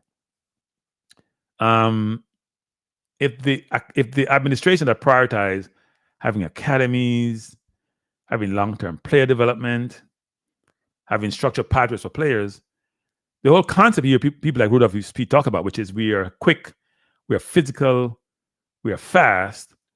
Those attributes would differentiate you. But to me, you first have to be technical, not just physical. Because a lot of footballers, if you look at Spanish footballers, they're not the most physical, a lot of them, even though now they're employing people of different persuasion on their wings. But in the middle of the park, which is the core, which is your gut, which is your link, which is your midfield, which is what we struggle with, that's where technical ability comes into play. It's not about how fast you are. It's about how technical you are. Can I get out of a situation? Can I think the football? Can I maneuver through these minefields in the middle of the park? And you need people who are thinking football and are technical to do so. And we don't have that. So the FAs in the Caribbean, English-speaking Caribbean, I bet they fail their people. Our development program have not working. Now, I've said before, I think Jamaica's in a good place because, as you hear Dennis Strong said the other day, Jamaica have money. They paid on all their debt. They only have short-term liabilities. So they're in a much better place. But if you look at South America, Africa, they have a number of academies. I was flabbergasted. I was shocked and also disappointed when I hear Antonio say he has an academy in Ghana because his agent is Ghanaian, but Antonio, who's Jamaican international, doesn't have an academy in Jamaica. I was like, interesting decision on his part. Maybe they have a better structure there to allow that to occur, and maybe he didn't see the same opportunity in Jamaica. And the question is why? And if we ask those people those questions, who play in England, who may have resources, who may be able to start an academy, why aren't we doing that? Do they think we don't have enough talent? I hear the coach keep talking about we have all this talent. Well, why is the talent manifesting itself on the world stage? Right? When I was doing my research, it basically says in South America, players are scouted from their 10, 11 years old. Look when Messi went to Barca, right? And they're going to be professional. I know in Ecuador, they have this main academy where this billionaire there set up this whole football construct where he bring over coaches from Spain, from Barcelona. And that's the academy that people like Caicedo come through. See, Ecuador now produces a lot of players. Long-term sustainable plan, I think it's been going on for about 10 years now, and they're getting the fruits of their labor. They sell these players on for a fee. They make their money back, probably even much over that. The question, how do we create a similar situation in the Caribbean? I know we're having some now with like Mount Pleasant have the academy and all that, but how we have a much more structured approach to the football, and that's where the administration comes in. And people may say, well, it's not the football federations to create academies. But I think we have to have what I call a hybrid model, where they're working with the different stakeholders in the community to build out the football landscape and to improve what we do. So Nitro said maybe he spent the funds to start one. When he came, nothing was done. No, sure that. Yeah, I don't know what it is, but he missed the game because he went to Ghana and supposedly he went on a Jamaican passport. People, you can't go to industrialized world with Jamaican passport. Okay, you can't travel out Europe. You can't travel to America on a Jamaican passport. unless you have a visa. He think he's born in England. He can't travel anywhere because he's born in England. He's privileged. But if his story is right, then I don't buy all this story because he said he had lost his British passport before. So why you expect to go Jamaica passport when he didn't have his British passport? That's another story for another day. But I didn't understand what Antonio was talking about. He had a discussion with Gary Lineker, who was teasing him about that. And he said he took his Jamaican passport, went to Ghana. When he wanted to go back to Britain, he couldn't go back in because he couldn't go there with Jamaica passport, which is interesting. Given that Jamaica was a UK, I'm gonna call it affiliate or province, whatever you want to call it. But I do think things like the JPL, for example, some of the money now invested in Jamaican football will help. The question is it a well-coordinated, well-thought-out structure whereby the JFF is working with all these constituents to develop a very comprehensive plan for the football, right? I think the Caribbean may have a lot of untapped potential, but how do you convert potential to actuality? How do you convert potential to the now and productivity versus just potential, which is a problem, right? It's good to have potential, but unless that potential, it gets turned into something which is actual and actually occurring, then it's a waste. Yeah, Nitro, supposedly you don't need a visa for Ghana. Well, you need one for the UK and he couldn't get one to come back. Maybe he got speared. Maybe he would have gone through the same nightmare that everyone who went to St. Louis went through, including the players. But I do think the coaching situation, I do think the administration are key to having a well-developed, well-structured, and there's a bunch of other stakeholders, right? Jamaica have a lot of people, a number of people who have resources who, if you can convince them that those resources, depends what the timeline is, can generate profit for them, they'll invest in it. But you have to have people who they have confidence in can do so, and maybe you get them involved themselves. Icarus says McLaren is not it. Yeah, I don't know who's it. I'm not who's it, Icarus. I do think that I do think that relationships are how you get jobs in Jamaica. Key jobs. I read it the other day. Somebody's talking about. I read it where what's the name of that lady who was in the PMP and then she dropped out of politics and she's back in. She was Miss World. What's her name? I can't remember her name. Having one of those senior moments. But she was talking about. She read an article, a really good article that talks about in Jamaica about affiliation and association and nepotism just get you access and get you into jobs basically. And I think that's a little bit sad because then meritocracy goes out the door. Lisa Hanna is what I'm talking about. Yes, thanks, Brian Burke. I do think that is part of the problem that we face in the Caribbean, whereby we're not looking for people with certain skill sets and certain knowledge. It's who you know. And that then precludes the country from maximizing its potential. And it's not just Jamaica, by the way. It's the Caribbean in general, English speaking or otherwise, which then becomes a problem, right? You need to ensure that you get the best people, get the visibility, get the exposure, get the know-how to help the country grow. And unfortunately, that's not the case. So whether it's coaching, whether it's administration, that becomes a problem. And I think unless that change, and the question, how do we change that though? Because we can all hear talk until our mouth run dry, which mine seems to do, just drink all this water. But unless you do that, then the question, how do you change direction of travel and get you to a good place? I know some of those kids at a very junior age develop some of those innate skills you need. Innate, they develop some of those skills, can't say it's innate. They have innate physical attributes. They develop some of those skills you need to allow you to maneuver in the football field. But when you're going to put them in a structured environment where they have to think about 21 other players, how to maneuver, how to operate, how to make decisions, it becomes challenging because they haven't been taught well how to do so. And a lot of these individuals who are coaches in Jamaica who believe they know it all, they'll get found out, right? I hear me talk about LSM the other day talking about the team needs to be balanced. You got to have a balanced team. And balance means you got to have more local developed players in the national team. And my view is I don't care who goes in the national team, where they come from. So long as they're citizens, which is the only way you can get in the national team, and so long as they merit a place in the team, not because they're locally born or locally developed.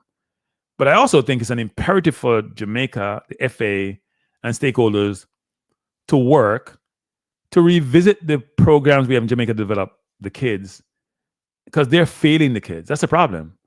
The administration, the coaches, the stakeholders in Jamaica, they're failing the kids. You see me just mention, I just noted, and I don't hear anybody disputing me, Perhaps somebody mentioned Lindy. One world-class footballer who's been produced in Jamaica, period. Not over the last 5 years, 10 years, 15 years. I can only think about Dwight York as a world-class player or an excellent player. Some people may say he's not world-class, because world-class is just the top 10 or whatever. An excellent footballer, excellent, brilliant, play at the highest level, win things, that came out of the Caribbean. I can't think of one Jamaican who we can deem to be excellent that was developed in the Caribbean. Not one. Not one people. And we're the country that produce all these world-class athletes, which is more physical attributes. Some of it is coaching, because our coaching have gotten better, but physical attributes. Right? And that is disturbing. That's probably alarming. And that needs to be addressed. And we don't see anybody on the horizon who's going to be world-class. Now, one could say, you know what? If Whisper get his act together, he has potential. We agree. But tell me another player that we know now in 14, 15, 16, when you project out, who we can say could be world-class. Right? I'm not calling Whisper because he's at Chelsea. I'm just, what I've seen from the player, he has certain potential, but there has to be honest, and he seems to be going on the wrong. Peter, what's LSM for? People in the chat, please tell him what LSM is for. Those of you who are following me, Peter's asking what LSM is for. I'll get myself in trouble.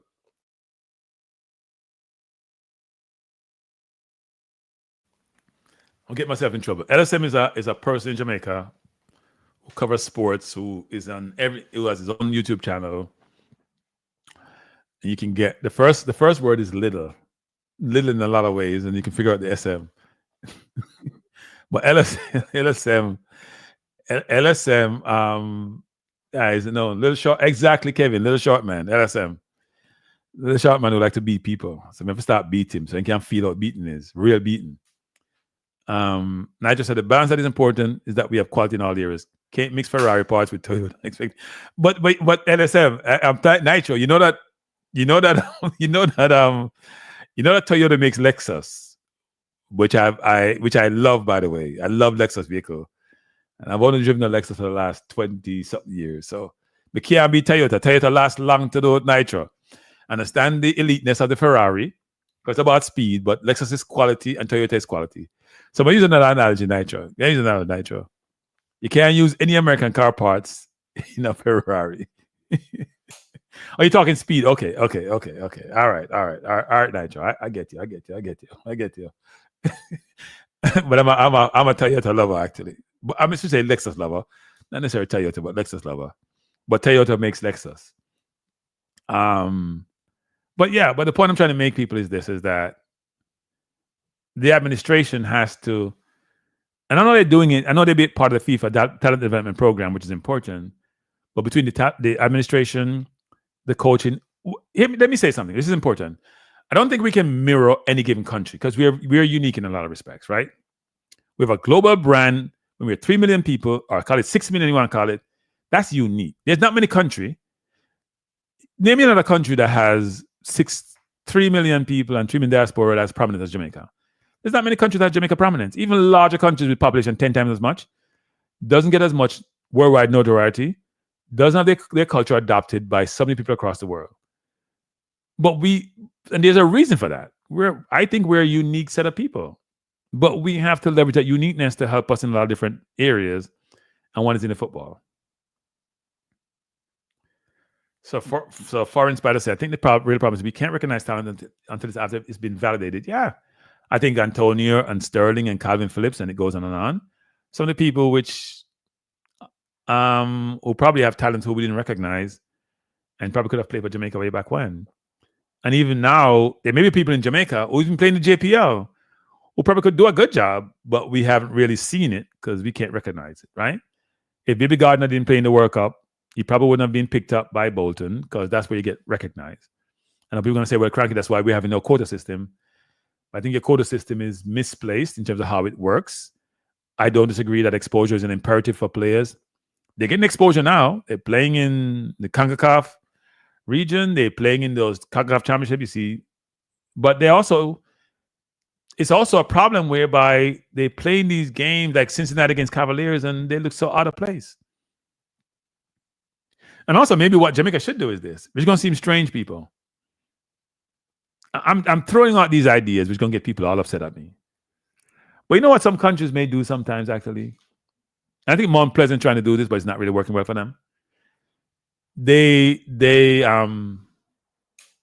monopolize all the key talents in the country, right? So you'll have a super team, which sometimes kills the football in some respects, but it produces well on the international stage. So you have a super team. So you have Mount Pleasant super team. They have all the best players in the country. When they go play against Cincinnati, they do well, maybe not great because it's still a talent disparity, but they keep improving over time, even though for Mount Pleasant hasn't worked as well as you expect it to work. Cavaliers seem to be the ones which doesn't have the same level of resource, but still do better than Mount Pleasant, which is really strange, actually. But you got to come up with different means and ways. I think in Ecuador, it works like that, by the way. Ecuador, the $1 billionaire, pull all the best talent from young, bring them through the system. They go to South America, win youth championship and club championship and do really, really well. But you got to figure out a way to get that exposure, get those players to be better. The administration, the coaches, and stakeholders have to do a better job of trying to improve the football.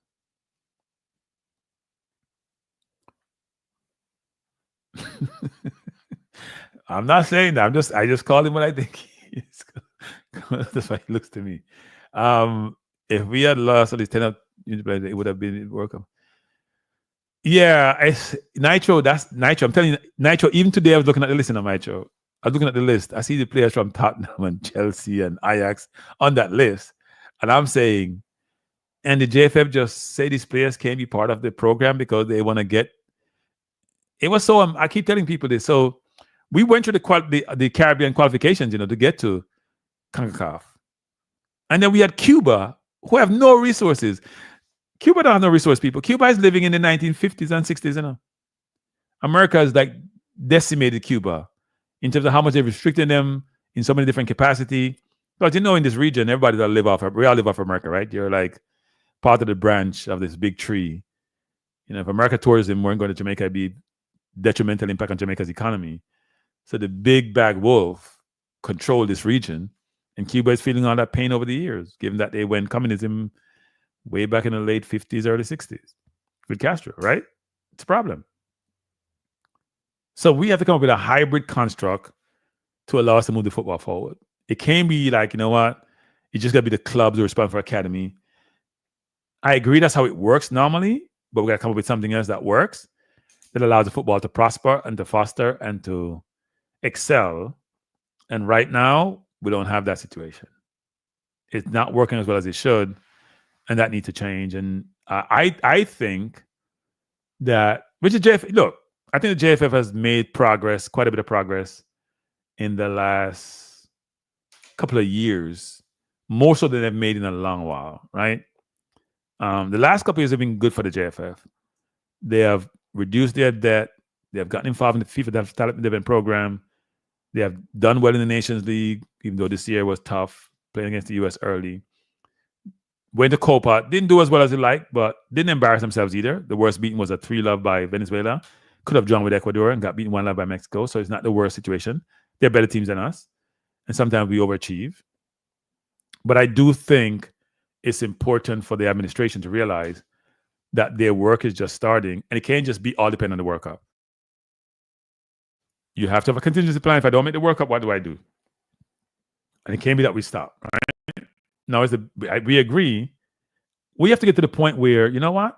We expect to make every World Cup subsequent to the 2026 World Cup, regardless of Mexico, the US, Canada, Costa Rica, Panama, and to a lesser extent, Honduras. That's what we have to get to, people. So I hope that's the case. Now I did mention that I have a guest on Wednesday. I'm hoping that my guest arrives and is available. I know they have a busy schedule over for the rest of this month. But I hope they come in. So it should be a good discussion. I'll put the thumbnail out on Wednesday. I know tomorrow's Tuesday, so I'm like, cranky. You're skipping a day. I'm not, because I have no idea what tomorrow's show is going to be if I'm doing a show. Because I'm looking forward to do a show Wednesday. So I have to prepare for the Wednesday show, because if you have good questions in place to think about, that's going to resonate. And here's a question for you people. Here's a question for you. Drop me an email. Drop me an email on this. And by the way, if you haven't subscribed to the channel, please do so. If you haven't liked today's session, please do so if you liked it. If you had a question to ask any FA in the Caribbean, Grenada, Jamaica, Trinidad, what questions would you pose to them? So I will have a series of questions I want to ask. But also, I don't have all the answers and all the questions to ask FA. So if you could ask a person who heads up a FA, with Jamaica, Trinidad, Grenada, Barbados, what questions would you ask them? Right? Because that's important. And maybe if I get questions, I have to decide whether or not I like the question. So don't take an offense to if I don't ask the question. I probably collate it with the list of questions I'm going to come up with, which I'm working on. And a lot of times you can't even go through all the questions because I like the conversation to flow. And if you're too prescriptive when you have the discussion, then it loses the conversation and it doesn't flow as well as you like. So I do want it to flow. So the person turn up, just send me your questions that you'd ask any FA president. We'll have the conversation. Hopefully I can get in a number of your questions in, not just the ones I want to ask, and see where it takes us. But hopefully the person comes on. It's a good discussion. I'm going to try to get more guests on this program because it's important to bring people with a different perspective than just my own in this forum. Even though a lot of you provide your perspective, I try to put them all up so we can have a good conversation, right? And as I've said before, this is about a we thing. It's not a me thing or a you thing. It's a we thing. I had a president for a company I work for. She always talks about it's a we thing, which means everyone is involved in this, even though I'm the one who is controlling the button. But this is a democracy. We're all in this together. We're all trying to get information about the football, about what's happening, and I talk about different subjects. But also, it's important for us all to contribute to the football in different ways, whether it's financially, whether it's verbally, whatever it is, information-wise. And as Dennis, and I was very pleased when Dennis came on my program and he said that they do listen to what we say, they do listen to the criticism, and they may make some changes to what they do based on what they hear, because that's leadership, people. Sometimes the source may be toxic, but the information you get may be good. Bless up, Conrad. Thanks for joining. You joined when I'm almost finished. Hit the like button, though. You can watch it later. So sometimes you may not love the source because, some people think that YouTubers are toxic, but the source may bring information which is useful. So don't worry about the source. Just worry about the content. And does the content provide value? And how can I leverage that value to help me into what I'm trying to accomplish? Right? So I'm going to close it up by saying that, people. But I'm looking forward to the conversation Wednesday if it does occur. I enjoy you being here. Thanks for being here. Appreciate you. Have a wonderful evening. And I will see you. I'm not going to guarantee I'm going to be here tomorrow because I like my topics to be interesting. And then, when we're not talking reggae boys, I love for you don't turn up. Let me put the email in here. It's in the link. Let me put the email in here. So just send it to this email address. And if the question, as I said, your question may not make it, people. So don't say cranky. So we ask question, no, it's not question, no. Because I'm not going to bifurcate between what's my question. You know what? Maybe I do that, actually. Maybe I'll do that. I see Jason Goodman did that. It worked really well when they had a conference and he talked about when his listener want to know. Right? He did talk about that. So that's the email address. If you haven't subscribed to Cranky Life, please do so. If you haven't subscribed to Balanced View, and I apologize for earlier people, I messed up totally today and I had to stop the stream and start over. Maybe I should make my program a little bit shorter because that was short and sweet, even though I didn't say much. But drop me an email if you have a question for FA, say FA president, for example, because someone's supposed to come on Wednesday. I'm not sure if he's going to be able to make it. And if he does, we can ask a question of that person. Because I do think the FA, fairly or unfairly, have a outsized responsibility for football in the region. I think a number of questions is they got to work more collectively as a group. Because I said, they don't produce world-class footballers. It's not a Jamaica thing. It's not a Trinidad thing. It's not a Grenada thing. It's the Caribbean not producing. And a lot of them have the same physical attributes. And why is that? We see St. Lucia being dominant in track and field in terms of the ladies event, 100 meters, doing well in 200. So why can't they produce some great footballers? Some of these countries produce great cricketers. Look at Antigua with, for example, the captain who was dominant in the 70s and 80s, Richards. Why can't we do that in other sport if it takes physical attributes, physical ability? I mean, if I tell people to give me the 5 best cricketers, as I said before the other day, we could come up with a ton of world-class cricketers who have played in the Caribbean. And we say footballers, I can come up with one name who grew up in the Caribbean. That's not acceptable, people. And resources are the same in cricket, maybe even more draconian than it is in football, and yet we did that. Now, less so nowadays, but there are 1 and 2 players you can produce nowadays who are very, very good. We can't come up with that in football. That can't be good. So anyway, people, thanks for joining me. I appreciate you being here. I may see you tomorrow, but definitely will see you on Wednesday. Have a good night. Take care.